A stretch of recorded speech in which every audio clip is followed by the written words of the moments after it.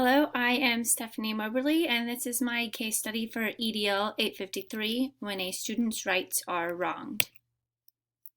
To start with this case study, let's look at who all is involved. The principal of Nottingham High School, which in this scenario is going to be myself. Miguel Hernandez is a student. Mr. and Mrs. Hernandez would be Miguel's parents. Ms. Gussman is the school counselor, and then Howard Carey would be the family's attorney who is later brought in. So after a recent injury, Miguel is wheelchair bound. Due to classrooms being inaccessible to Miguel, his class schedule has been changed without providing notice to the parents. This has occurred after Miguel's recent return to the building after his injury at the Nottingham High School, which is located in Dover.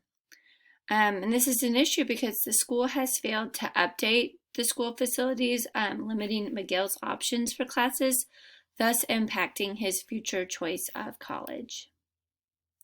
So for the legal or ethical issues occurring within this study, anyone harmed, we have quite a few who could possibly be harmed by this decision. Miguel, first and foremost, Mr. and Mrs. Hernandez, and then the Nottingham School District as well could have some legal ramifications.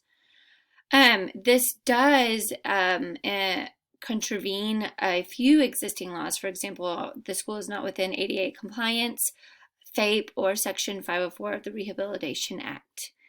I thought, although unintentional, the school's actions were discriminatory against Miguel as well as any other wheelchair-bound students.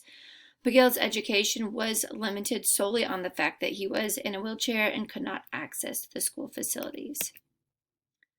So, as a summary, after a recent football injury that left Miguel with a spinal injury, he returned to school to discover that his classes had been changed due to parts of the school facility not fully accessible to him in his wheelchair.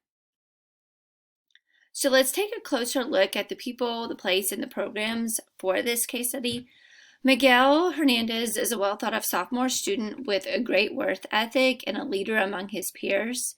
Mr. and Mrs. Hernandez are very committed parents who are willing to do anything to ensure their children are getting the best education possible. The principal, in this case, or myself, is responsible for the education of many students within this building. Is not well informed of the present issue before being questioned by Miguel's parents and attorney, so he's kind of blindsided.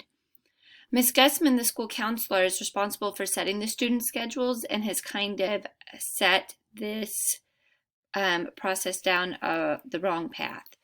And then the attorney for Mr. and Mrs. Hernandez and Miguel are brought in by Mr. Hernandez to represent Miguel and ensure that his rights are being met. So this is all occurring at Nottingham High School, which is located in Dover and serves approximately 3,200 students. Lack of funding has limited updates to the school, and many of the sections remain as they were built in the early 1950s. In fact, about a fourth of the school facilities are still as they were in the 1950s. In an attempt to provide additional classroom space, the school uses relocatable trailers throughout the facility to help with the classroom issues. For the program, Nottingham High School is part of a very active and supportive community. The high school offers a variety of classes that qualify as college preparatory classes. The school is also well known for its academics and football program.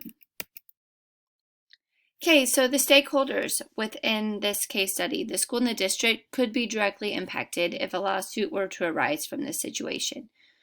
Miguel's educational needs are also not being met. He faces future setbacks if this situation is not resolved. Ms. Gussman is in charge of scheduling classes and has not considered Miguel's rights under Section 504 of the Rehabilitation Act. Mr. and Mrs. Hernandez are responsible for ensuring that Miguel's needs and rights are being met and then advocating for those needs. Howard Carey, the attorney, is tasked with holding the school responsible and finding a way to ensure that Miguel's needs are being met.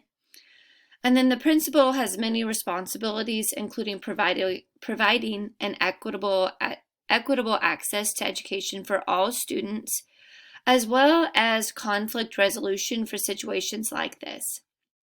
So some questions that I wanted to consider before weighing my options were, did Mrs. Gussman discuss her decision to change Miguel's classes with anyone prior to making that decision? Or is it more of like a last minute thing? Also, is she aware of FAPE Section 504 or ADA requirements? Is that something that she had considered prior to the changes? And then what changes or accommodations were made prior to Miguel's return back to school? So I came up with 3 options for this. The first, option 1 being do nothing.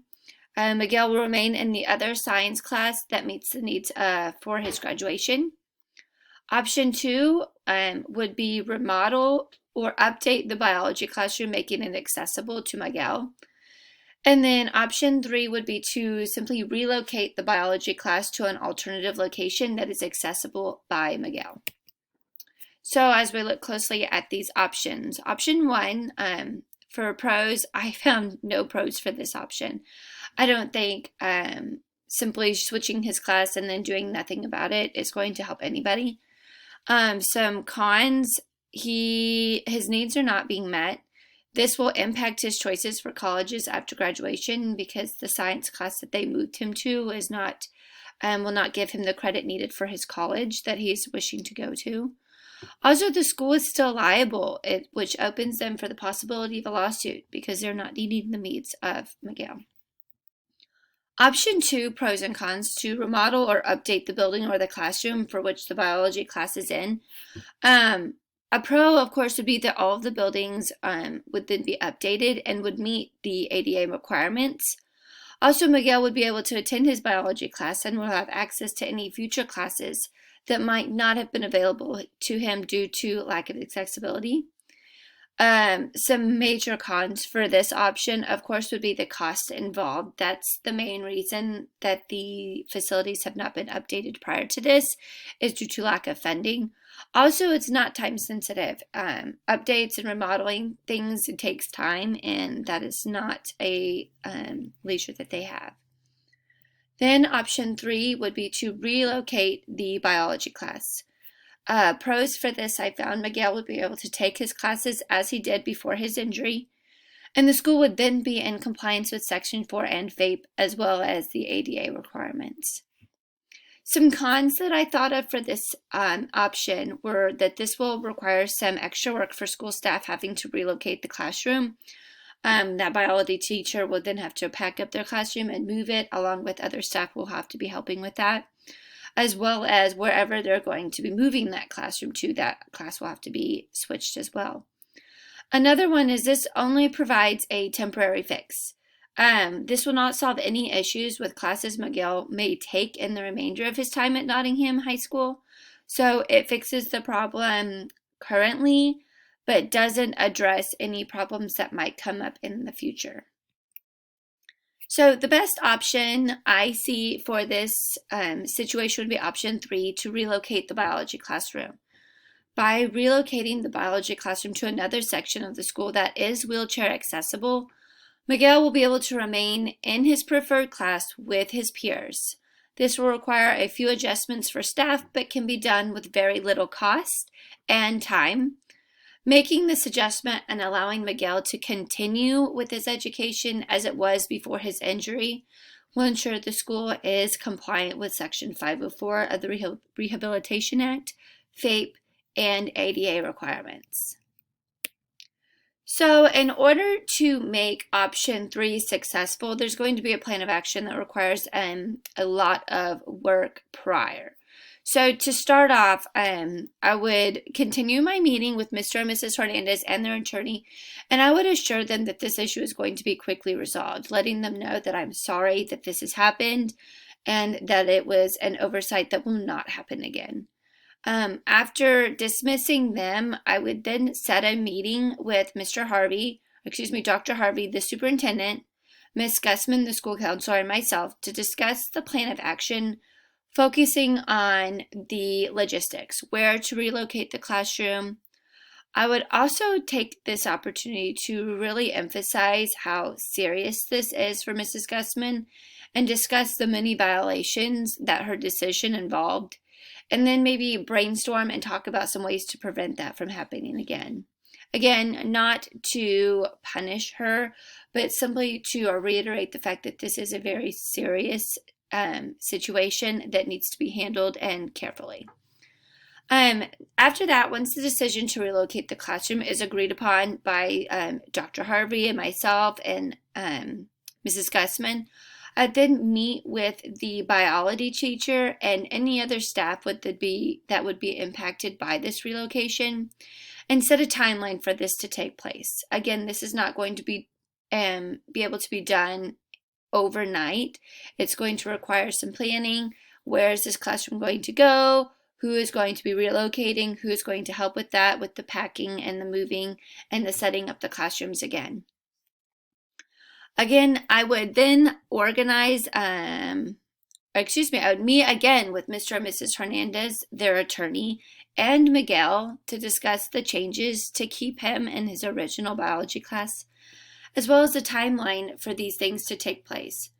I would also take this opportunity to have a discussion with them, ask them if they had any other concerns, if there were any other areas which they felt that we needed to be focused on, and make sure that we're all on the same page.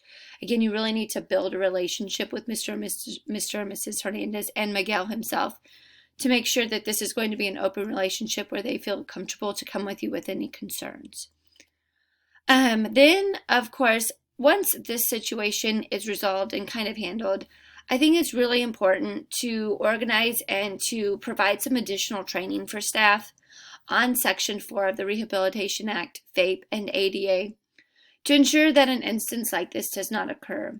Again, Miguel is only a sophomore. He will be there in the high school for a few years to come, so there will be other instances where they need to ensure that his rights and his needs are being met. And then all the teachers need to feel well versed in the laws and the rules for this so that they can advocate for his needs as well.